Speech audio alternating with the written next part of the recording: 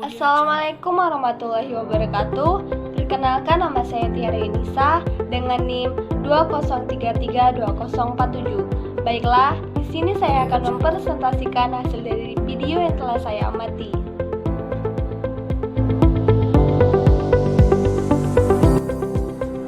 Baiklah teman-teman, di sini kita akan membahas tentang tema business plan atau perencanaan bisnis dalam kewirausahaan atau bisnis yang akan kita kerjakan.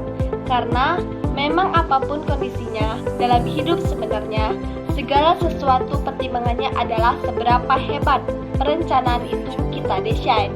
Karena secara teknis, apa yang kita lakukan, apa yang kita laksanakan justru adalah gambaran atau refleksi dari apa yang telah kita rencanakan. Ketika rencananya baik, mudah-mudahan kita mendeteksi bahwa pelaksanaan atas rencana yang sudah didesain itu berjalan baik. Bahkan kita bisa mendeteksi juga bagian mana yang sudah dicapai, bagian mana yang harus dibenahi, dan bagian mana yang harus diperbaiki. Itu semua sketsa dari rencana yang sudah dibuat. Bahkan orang-orang hebat di muka bumi ini sukses itu akibat refleksi rencana yang sangat matang. Jadi dalam dunia usaha kita mengenal istilah business plan.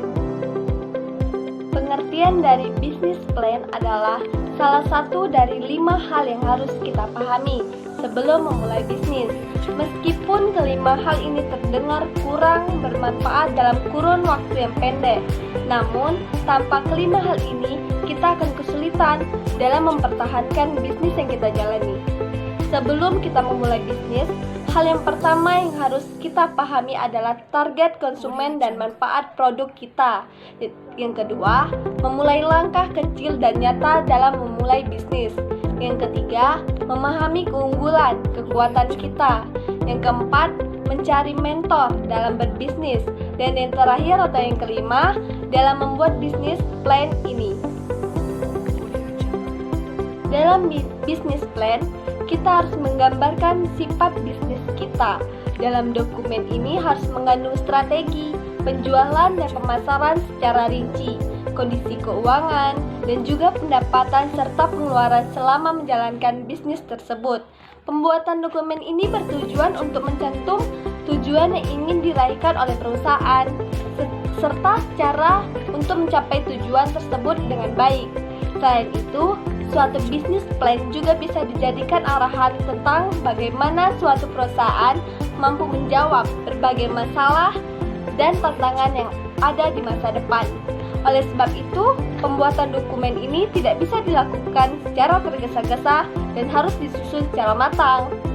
Dari adanya penjelasan di atas, bisa kita simpulkan bahwa business plan adalah suatu dokumen yang berisi tentang bagaimana suatu perusahaan akan dibangun, dilengkapi dan dengan tujuan yang diinginkan atau dicapai dengan strategi dalam mencapai tujuannya.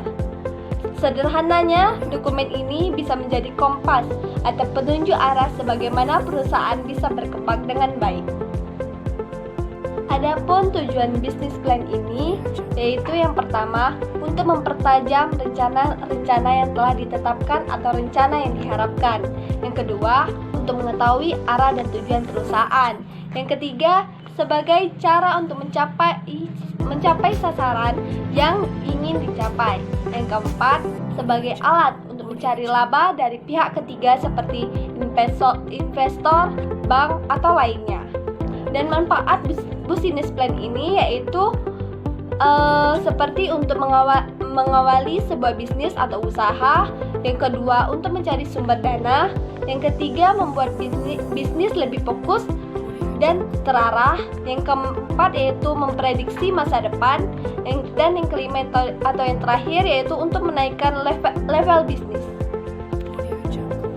Langkah-langkah atau format membuat bisnis plan ini yaitu yang pertama seperti mengenal bisnis yang akan dijalankan. Seperti langkah pertama perlu dilakukan untuk membuat rencana bisnis yaitu harus mengetahui luar dalam dari industri yang akan dimasuki. Artinya harus banyak-banyak melakukan penelitian. ada dua bentuk penelitian yang dapat dilakukan, yaitu seperti membaca segala sesuatu tentang industri tersebut dan berbicara dengan orang yang telah lebih dulu terjun ke industri tersebut. Yang kedua, menentukan visi. Langkah selanjutnya yaitu menentukan visi sebuah rencana bisnis, berfungsi untuk mengkristalkan visi bisnis dan membimbing untuk memenuhi visi tersebut. Jika pembiayaan bisnis berasal dari investor, maka visi harus direncanakan sebaik mungkin untuk menarik investor lain. Namun saat pembiayaan berasal dari diri sendiri, visi yang dimasukkan bebas memasukkan sesuai idealismenya. Yang ketiga yaitu menentukan audiens atau dari business plan merupakan investor atau berencana merekrut investor bermodalkan business plan. Maka perlu membuat business plan yang sesuai dengan mereka. Bahasa yang digunakan dalam rencana bisnis sesuai dengan audiens investor yang kurang modern mungkin akan terpengaruh oleh jargon industri, sedangkan profesional justru akan mengharap tersebut.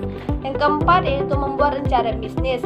Di sini membuat kerangka bisnis selanjutnya yaitu seperti dikembangkan susun kerangka bisnis sesuai dengan urutan. Yang pertama, pernyataan misi. Yang kedua, ringkasan eksekutif. Yang ketiga, penawaran produk atau jasa. Yang keempat, target pasar. Yang kelima, seperti marketing plan. Yang keenam, analisis industri dan kompetisi. Dan yang ketujuh, laporan keuangan. Yang kedelapan, resume of community principal. Dan yang terakhir atau yang kesembilan yaitu penawaran. Yang kelima, membuat business plan secara profesional. Setelah mengumpulkan semua informasi penting, pastikan presentasikan rencana secara profesional. Business plan harus diketik, margin selaras dan rapi. Digunakan gambar grafis dan warna yang menarik. Jangan menulis tangan. Semua koreksi kualitas makalah rencana bisnis yang dibuat harus mendekati buku atau majalah. Adapun perencanaan bisnis yaitu terdapat dua bagian. Yang pertama, sasaran dan target pasar. Di sini kita sasarkan adalah seluruh masyarakat dari segala usia. Untuk itu kita memulai promosi dari daerah sekitar tempat tinggal kita serta melakukan promosi pada rekan mahasiswa di kampus kita. Karena kita menganggap promosi akan lebih efektif jika terjadi dalam suatu kelompok. Selain itu, kita juga mempunyai rumah produksi yang siap didatangi siapa saja dan siap melayani pemesanan. Untuk itu, kita mengalahkan promosi di berbagai media sosial seperti Facebook, Instagram, terus Twitter, blog, dan lain-lain sebagainya. Hal ini kita maksudkan untuk memberi kemudahan dalam pemesanan dan pembelian produk kita. Yang kedua yaitu pembiayaan. Pembiayaan ini terbagi menjadi 8 bagian. Yang pertama yaitu biaya tetap atau fixed cost yang terdapat cuma seperti nama barang, jumlah barang, harga satuan, dan jumlah harga semuanya. Dan yang kedua yaitu biaya variabel. Biaya variabel ini seperti variable cost, yaitu per produksi, itu seperti nama barang, jumlah barang, dan harga. Yang ketiga yaitu biaya total atau variabel sama dengan biaya total plus cost plus fixed cost. Yang keempat yaitu biaya dan harga per unit. Yang kelima yaitu modal awal. Yang keenam analisis titik impas atau break even point. Yang ketujuh analisis keuntungan. Dan yang terakhir atau yang ke-8 yaitu pengembalian modal.